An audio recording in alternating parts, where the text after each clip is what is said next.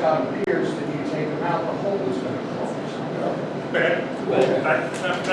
But go back to your, you know, you tell the young lady to take out her nose ring, and she says no. I would then go to the coach.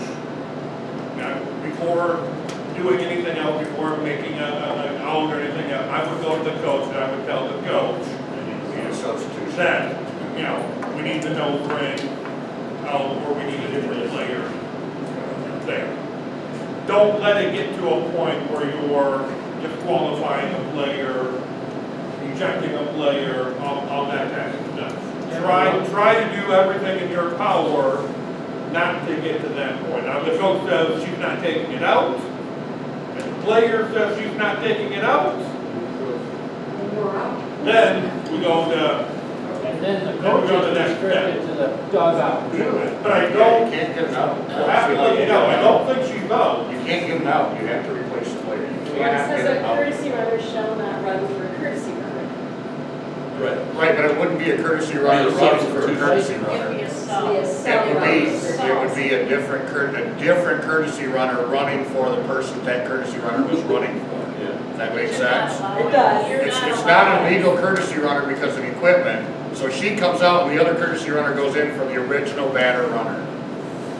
It all gets beat, but. What did we say last week about jewelry? When should you address jewelry? Plate conference. At the plate conference. Are all your players legally and properly equipped per We rule? all say yes. I know, but. So at least now you when ask. your situation comes up, and she says she won't, you go to the coach, you said, Coach, remember we talked about this at the plate conference? You said they were legally properly equipped, okay? We said all. She's not. So you have to take care of it, or I have to take care of it. So it's better if you take care of it. So if we, take care of it, you're going to take her out of the game. Yeah. She's going to go to the bench. She's not restricted in any way except when she tries to come back into the game with the nose ring. Correct. Right. So She could be on the bench. Right. So Can't that's come what I'm out saying. to, There's she no can't come out to coach, you know, first base. Right. She can't be a participant in any way. But until she takes that ring out, she is ineligible to play. Correct. To participate. And by the way, they cannot just take over things on the ear.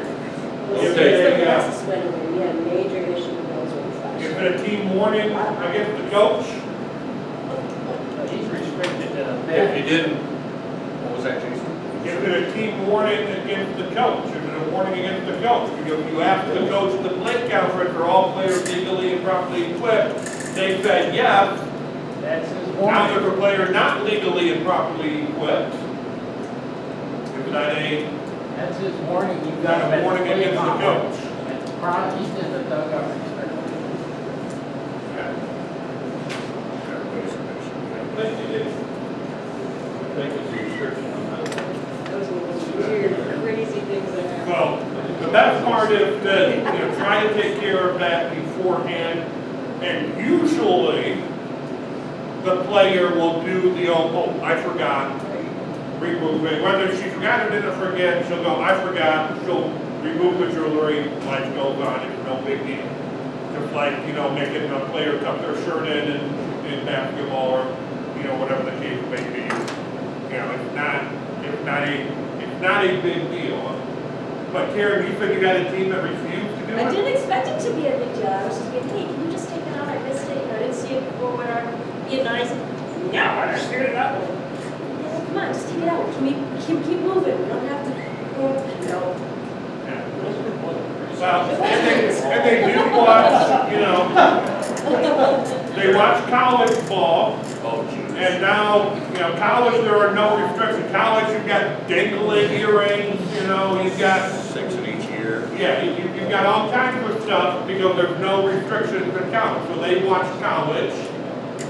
No different than the problems we have in football where they watch, you know, players with no knee pads and they're, you know, hands up to ear, and then they come on the high school football field looking like that, and we have to tell them to cover their knees, and all of a sudden we're the bad guys. Karen. So, So instead of saying, can you take that out for me, say, I need you to take that out. And is, That was such a bizarre situation. You just don't expect them to say. well, yeah, we just, Okay, you don't expect them to say no. Did you? I'm sure my eyes were like, what? you're talking to He me. mentioned at the beginning of the game, he said, are you legally and properly equipped? Coach said yes, but that player wasn't. But you can still give a warning, or is that? Coach, you We're looking it up right now. Oh, I didn't hear, okay.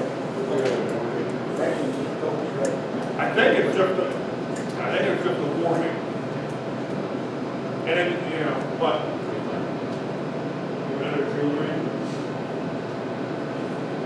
I think it's just and I could be wrong, but,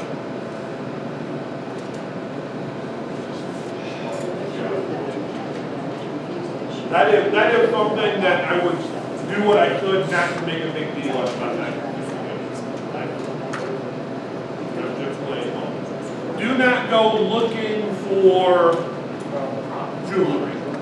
You know, obviously a no friend, you're gonna see it. You know, hard to hide. But, you know, if you don't see it, you're good. Oh my God. Any, back to our DP slides, are there any questions on what they can do and what they can't do?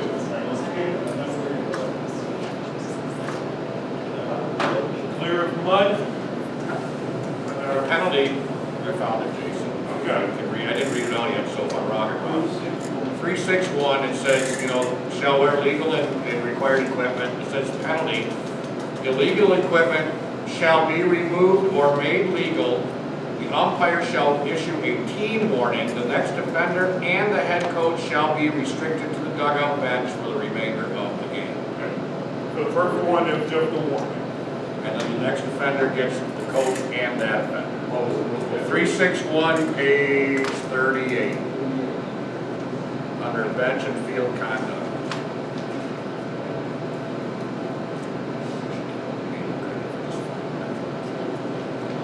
Does that just cover the cheerleader or that illegal? Jewelry and equipment. Illegal equipment, Yeah, so so both. if we have a player with an illegal bat, No, that's different. okay. That's different. Then we're gonna have an ejection or two and a bat out of play. And then it gets really How hard. about illegal gloves? That's equipment, it can be changed. Okay. Bat has to leave. How about illegal shoes? Metal spikes. Right. Something, yeah. Well, that's equipment, that can be changed up too. I'm just trying to think of what all, Trying to trip me up, aren't you? I'm trying to think of what all we might see out there that Leave me alone, it's my first year. that would fall under illegal equipment. Alright, I'm good. If we don't have any DP select questions, Do you have any questions about lineups at all? Anything that kind of came to your mind as you're going through this and triggered another thought about just general questions about lineups?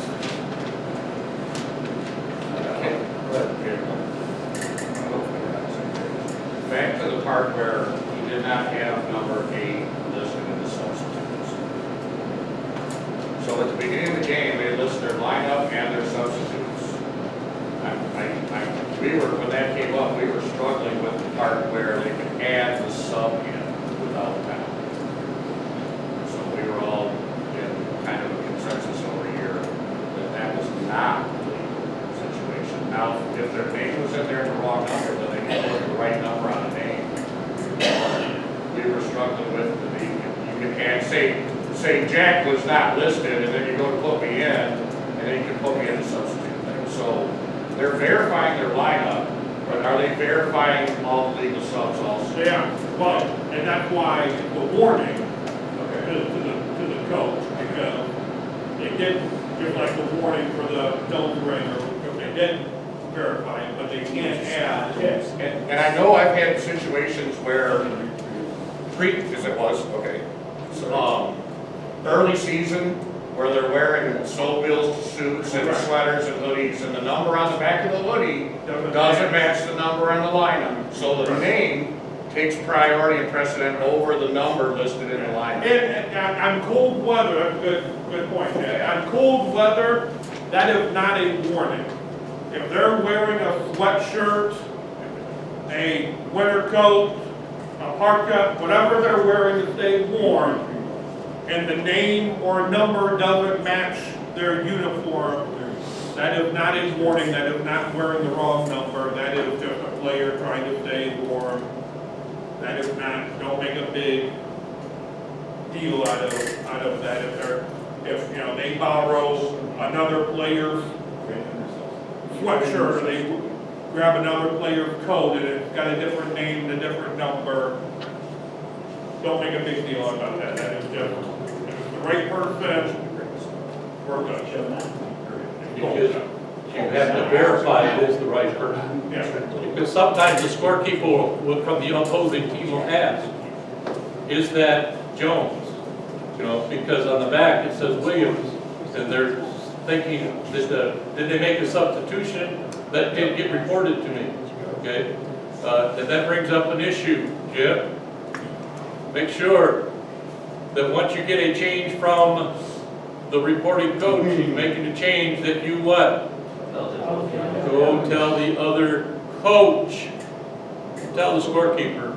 It only takes a couple of seconds to go and convey that information to the other coach, and it can avoid a whole lot of argument or conversation. Don't get the promoter here, the coach says 10's going for 17, okay? 10 for 17, make contact. Big coach, I got to change. They got number 10 in for number 17, or in the 7th spot, we got number 10 for 17. Make it crystal clear, save yourself a lot of. Don't let the coach go, I'll take it over to him, No. Yeah. because that can blow up in your face too. Do not let the, do not let the coach A go to coach B to make a change.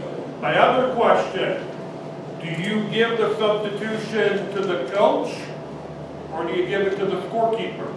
I just said, coach. Right? That's what I'm asking, what do people do? Right? I go to the book. You go to the books? Okay. What do you think? The coach? Okay. I would recommend going to the coach unless the coach tells you to go to the book, and then if that's what the coach prefers, then that's fine. I would go to the coach, because then the coach is aware of it.